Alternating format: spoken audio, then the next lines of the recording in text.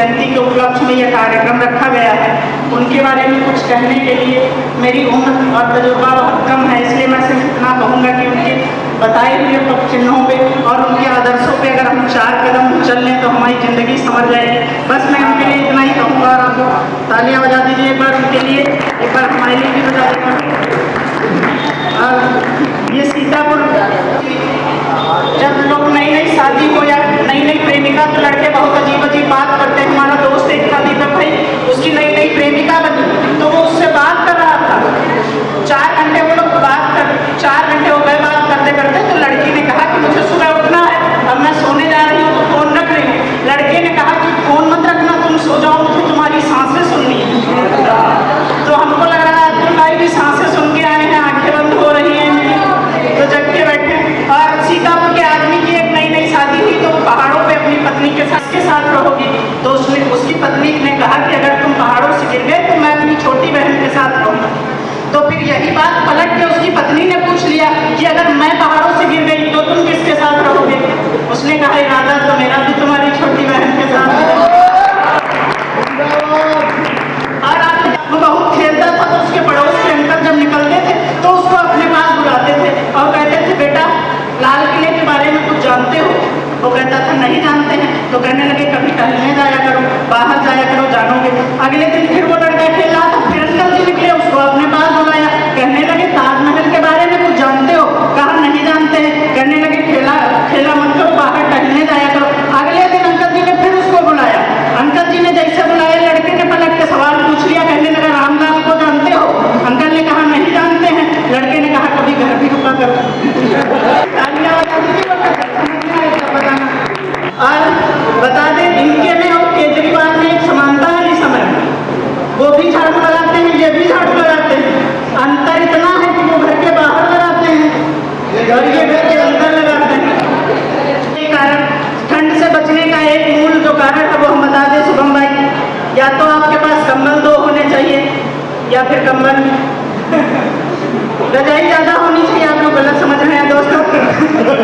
और अभी बता देते हैं दीपक भाई आपको कि हम शादी नहीं करेंगे तो इन्होंने बताया कि शादी कर लो, पत्नी आएगी तो तुम्हारे दुख बांट लेगी। हमने कहा पत्नी अगर तुम्हारे दुख बांट लेगी शुभम भाई इसमें कोई बड़ी बात नहीं है, पत्नी तो दुख बांटेगी क्योंकि देती वही है। दुख खा जाती है, एक आदमी को उसकी बारात खा जाती है। बातें करता हूँ, सोने के वक्त पे बातें करता हूँ, पढ़ने का वक्त मुलाकात खा जाती है, पढ़ने का वक्त मुलाकात खा जाती है। और ये प्यार का सिलसिला रुकता क्यों नहीं? ये प्यार का सिलसिला रुकता क्यों नहीं? एक जाती नहीं कि दूसरी आ जाती है। भैया अब हम आपको थोड़े हवा दीजिए, मुझको जीने की ज्यादा दुआ दीजिए। इश्क का दर्द मीठा बहुत है मियाँ, इश्क का दर्द मीठा। आप भी इश्क करके मजा लीजिए, आप भी इश्क करके मजा लीजिए। तालियां वालियां आप लोग बजाते रहें। हमसे पूछो कि कैसे बिताया गया दर्द इतना जो दिल में छुपाया गया। तूने यादें जहन से मिटा दी मेरी, तूने यादें जहन से मिटा दी मेरी। तेरा नंबर न मुझसे मिटाया गया, तेरा नंबर न मुझसे मिटाया गया।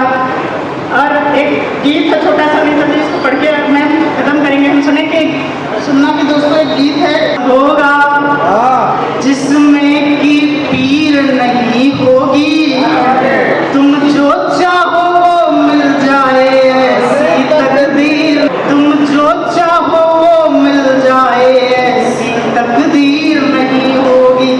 दोस्तों हमारा चाहा हुआ हमें जिंदगी में कुछ नहीं मिलता, मिलता वही है जो ईश्वर चाहते हैं। इसलिए या फिर जो चाहते हैं उसे हासिल करने प्यारा होगा, उसको तुमने हारा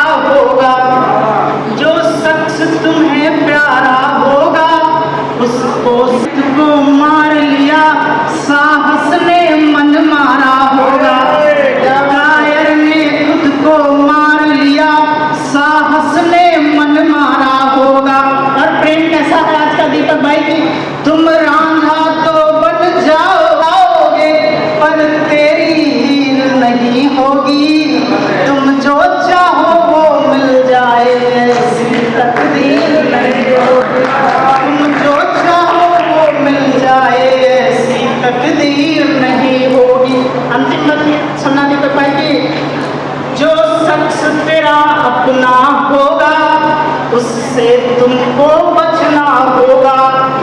जो शख्स तेरा अपना होगा उससे